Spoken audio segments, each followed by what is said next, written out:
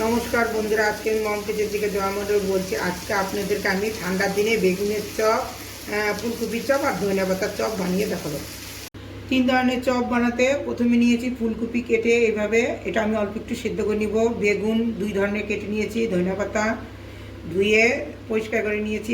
এখানে আমি খেসারির ডাল আর আতপ চাল ভিজানো আছে, অল্প একটু বেসন, কালো জিরা, হলুদ, লবণ, কাঁচা লঙ্কা, লঙ্কা গুঁড়া আর অল্প একটু সোডা। এই ডাল আর চালটা পেস্ট করে নিব লঙ্কার সাথে।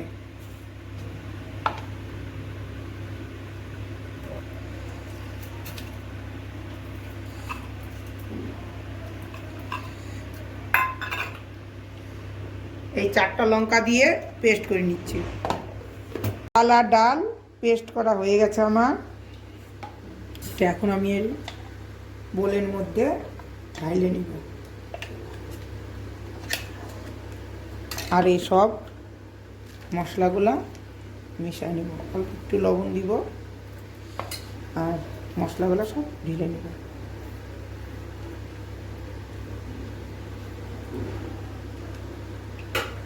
আর মিক্সির মধ্যে অল্প একটু জল দিয়ে মিক্সিটা একটু ধুয়ে নিব। হাত দিয়ে ধুয়ে নিচ্ছি। এখন এটা ভালো করে ফেটাই নেব। এর মধ্যে এখন আমি অল্প একটু সোডা দিব ফোলার জন্য, আর অল্প একটু বেসন দিব টেস্টের জন্য। এখন ভালো করে আমি এটাকে মিশাবো।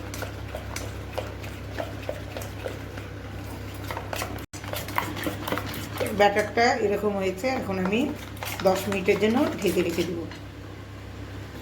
আর এদিকে ফুলকপিগুলো সিদ্ধ করে নিয়ে দেবো লবণ দিয়ে।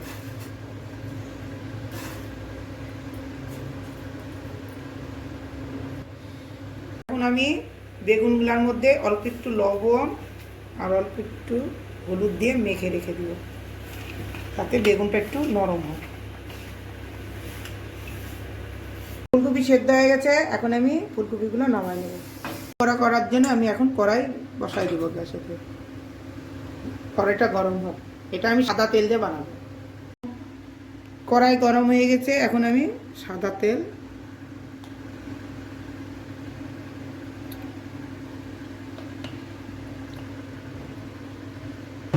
তেলটা গরম হোক। ব্যাটারটা এখন ঢাকনা খুলে দেখব এরকম হয়েছে। তেল গরম হয়ে গেছে।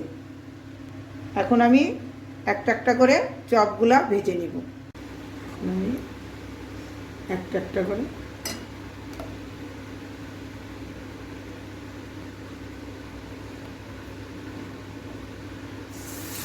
হালকা হিট দিয়ে নিব।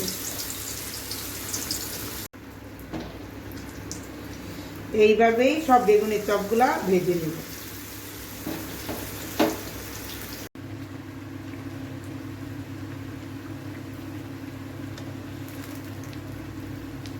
হয়ে গেছে বেগুনের চপ। এখন আমি নামাই নেব।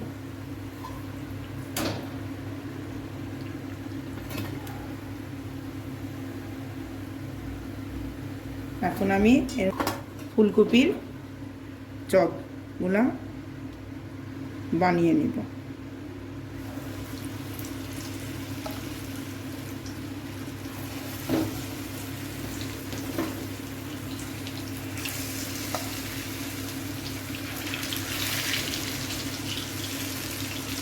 এখন আস্তে আস্তে এটা হোক।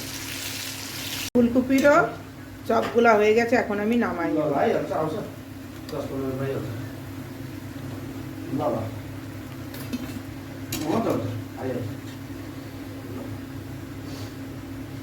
এখন আবার এই তেলগুলোর মধ্যে ধনিয়া পাতার চপ বানিয়ে নিব।